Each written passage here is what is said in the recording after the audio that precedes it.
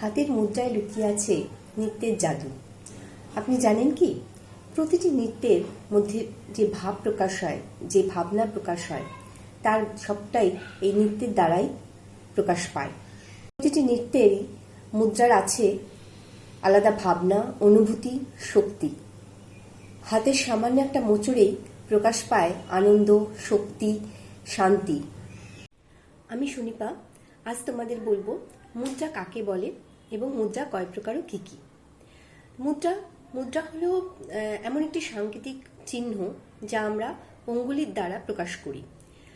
কোনো গানের সাথে নাচ করার সময়, কোনো বোলের সাথে নাচ করার সময় আমরা যে মনের ভাবটাকে প্রকাশ করি, সেগুলি আমরা এই আঙ্গুলের সাহায্যে, মুদ্রার সাহায্যে প্রকাশ করে থাকি। আর মুদ্রা কয় প্রকার? মুদ্রা দু প্রকার, সংযুক্ত হস্তমুদ্রা এবং অসংযুক্ত হস্তমুদ্রা। সংযুক্ত হস্তমুদ্রা হচ্ছে যেটা আমরা দু হাতের দ্বারা ব্যবহার করে থাকি, যেমন পুষ্পপুট, পক্ষী, এরকম আরো অনেক বিভিন্ন ধরনের হস্তমুদ্রা রয়েছে। আবার অসংযুক্ত হস্তমুদ্রা হলো এক হাতের দ্বারা, যেমন পতাকা, ত্রিপতাকা, কাত্তারি মুখ ইত্যাদি। এরকম আরো মুদ্রা সম্বন্ধে আমি একটি বিস্তারিত ভিডিও নিয়ে আসব। এছাড়াও যদি আপনাদের আরো অন্য কোনো কোয়ারি থাকে তাহলে অবশ্যই কমেন্টে লিখে জানাবেন আপনার প্রিয় নৃত্য মুদ্রা কি।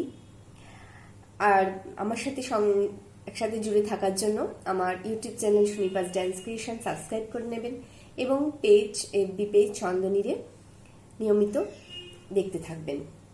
ধন্যবাদ।